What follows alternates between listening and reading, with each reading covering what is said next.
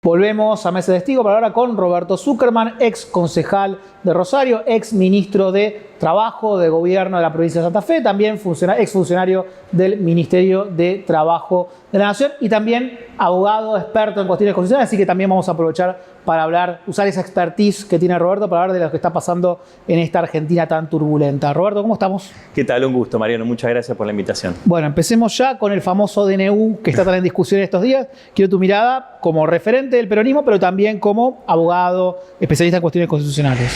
Bueno, la verdad es que si estamos en esta época, estábamos tomando exámenes en la facultad, ¿no? Si viene un alumno a rendir constitucional y viene con un planteo de DNU como el que presentó Milei, lo bocho, digamos, ¿no? O sea, no aprueba la materia de ninguna manera, porque uno escucha que distintos gobiernos han gobernado con muchos DNU.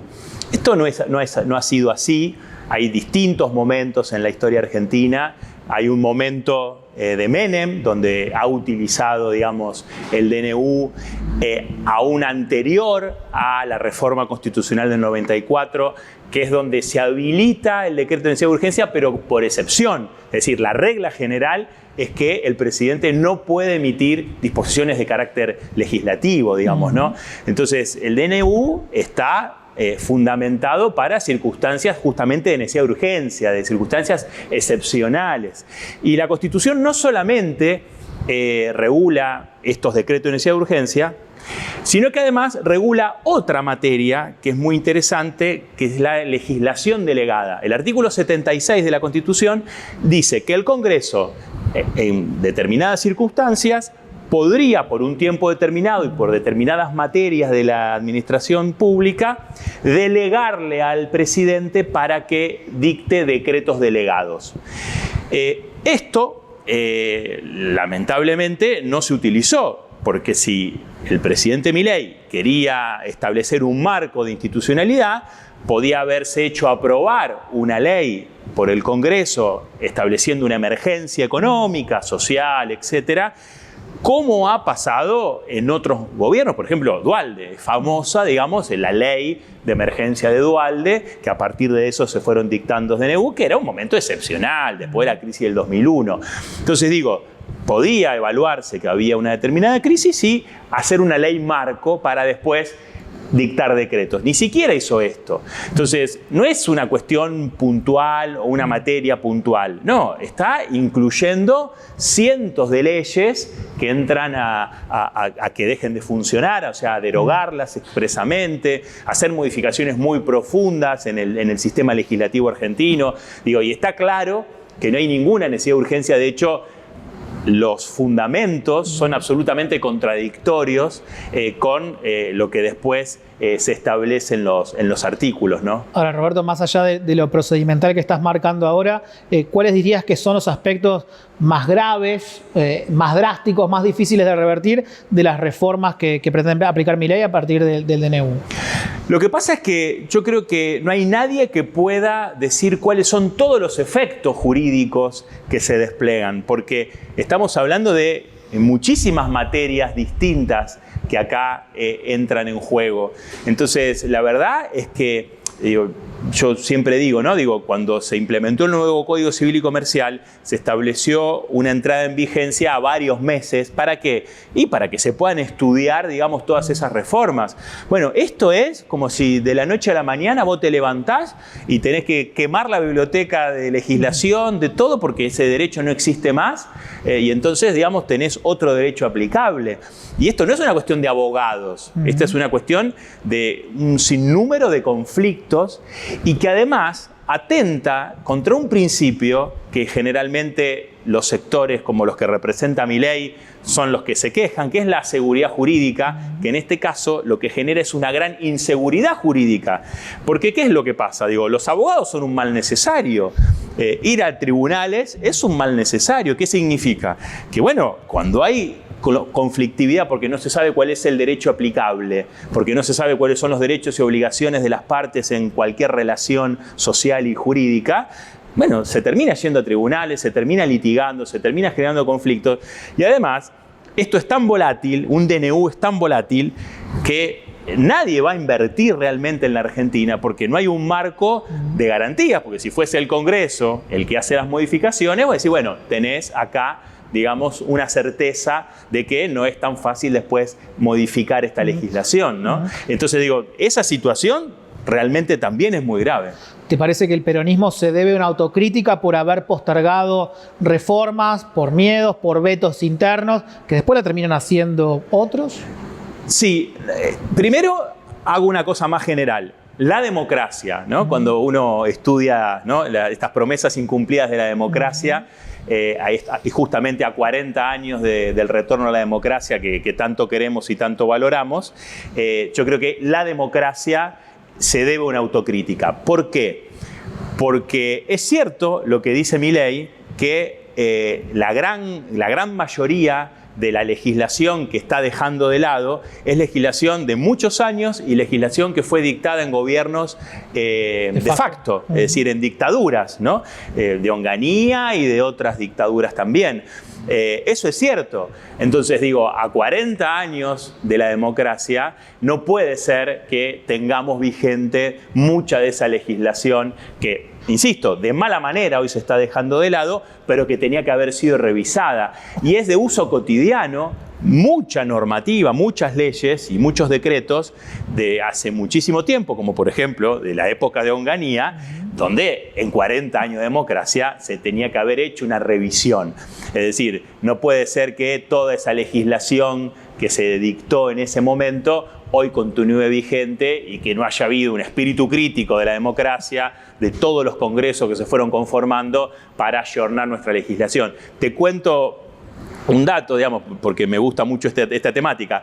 En la Argentina tardó muchísimos años en realizarse un digesto jurídico argentino, que estuvo a punto de sancionarse, hasta se le cambiaba la numeración, iba a tener una numeración alfanumérica, se derogaban, porque en realidad no es que se derogaban, se dejaban en claro cuáles eran las leyes ya derogadas, las leyes que tenían objeto cumplido, plazo vencido, se hacía una gran limpieza del sistema normativo. Y lamentablemente, al final no hubo voluntad política de que eso funcione. Bueno, cosas como esas son deudas de la democracia.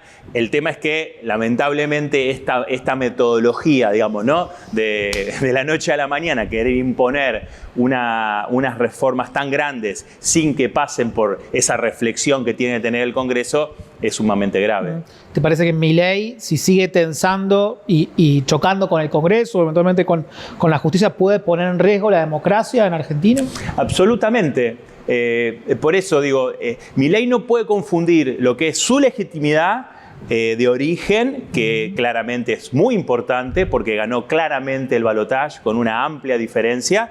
Él tiene que aprovechar esa legitimidad para justamente tratar de imponer su plan de gobierno, que sinceramente también es bastante oscuro, porque ni siquiera quiso debatir un presupuesto para su gobierno, sino que prorrogó el presupuesto del año anterior, cuando fue él el que le dijo a Massa en su momento: no aprueben un presupuesto, esperen a ver qué pasa con las elecciones. Ahora, lo lógico era que él después hubiese llevado adelante su presupuesto, y entonces digo, gobernar por DNU, no va a hacer aprobar tu propio presupuesto, y bueno, me parece que deja mucha incertidumbre, y además hay algunas cuestiones, digo, que a mí me da la sensación que limitan con cuestiones éticas, ¿no? Esto de nombrar en cadena nacional a una empresa internacional para que se venga a instalar a la Argentina y que después nombre a otras empresas que están interesadas en el litio y que nombre otras empresas que están interesadas en los clubes y que nombre otras empresas que tienen conflicto con otros funcionarios, digo, a mí me parece que eso tampoco es bueno para la democracia. Por eso yo digo, lamentablemente creo que Milei se confunde. Si Milei quisiese hacer las reformas que él entiende que tiene que llevar adelante, bueno, las debería hacer de la mejor manera institucional, porque si no, lamentablemente, esa tensión. Y creo que además una buena voluntad y una buena lectura política de los sectores que perdieron, del peronismo, del radicalismo, etcétera, que no trataron de imponerle nada a Milei. Le dijeron, aunque usted no tenga mayoría, la presidencia provisional del Senado le corresponde, aunque no tenga mayoría, la presidencia de diputados le corresponde. No es que empezaron a marcar a la cancha, no. El que está generando una situación de tensión, lamentablemente, es Milei, y me parece, insisto, que desaprovecha este ánimo que tiene, obviamente, un sector amplio de la población, por eso ganó, de que se lleven adelante reformas, y ahí te completo lo que te decía, para no esquivar al bulto.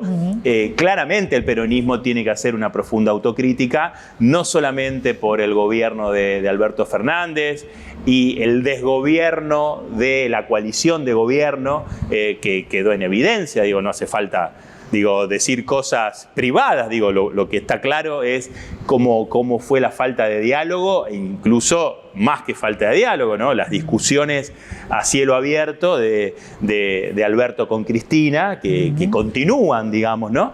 Pero no solamente yo haré hincapié en este último gobierno, porque indudablemente también tuvo circunstancias excepcionales. Yo creo que sobre todo el último gobierno de Cristina, el del 2011 al 2015, que también ganó con un 54% de los votos en una elección realmente extraordinaria, también tenía que haber aprovechado para decirle al pueblo argentino: miren, hay que hacer correcciones, los subsidios no pueden seguir así, el sistema educativo no puede seguir así, determinadas promociones a determinadas circunstancias, a determinados temas industriales, como por ejemplo Tierra del Fuego, no puede seguir así, tenemos escasez de dólares, tenemos estas situaciones. Quiero decir, todo lo que estaba sobre la mesa lo tenía que haber planteado, porque aparte, no todo es para toda la vida, ¿no? Entonces hay que también aprender a hacer modificaciones a esas cosas. Por ejemplo, a mí me tocó ser jefe de ANSES en Rosario al mes de la asignación universal por hijo. Bueno, fue una medida extraordinaria, revolucionaria. ¿Por qué? Bueno, porque el Estado, de manera directa, universal, con criterios objetivos, le daba un beneficio a sectores que estaban postergados, que estaban en la informalidad, con el requisito de la educación, con el requisito de la salud para los hijos. Bueno, eso no puede durar toda la vida. Eso era producto de la informalidad laboral y de la desocupación. Bueno, hoy continúa.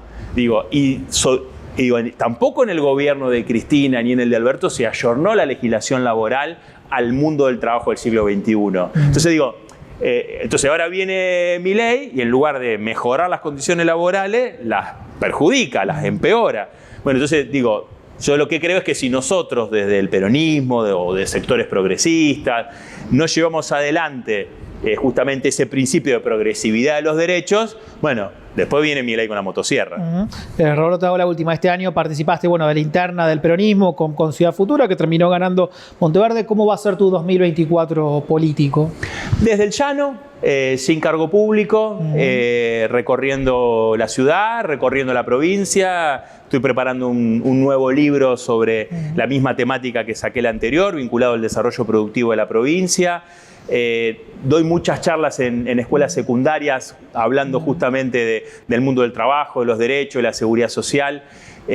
Así que me van a ver como un militante más, sin cargo, en el llano, ejerciendo mi profesión de abogado, como docente universitario, pero muy activo defendiendo de los derechos y también, obviamente, formando parte de la discusión de un nuevo peronismo, de una renovación generacional. Me parece que queda absolutamente claro, que tenemos que poder protagonizar el peronismo, representar lo que el peronismo significa en el siglo XXI, bueno, nuevas generaciones, ¿no? Roberto, gracias por venir y felicidades, buen comienzo de año. Igualmente, muchas gracias a ustedes. Quédense que ya volvemos con más Mesa de Testigos después de esta pequeña pausa.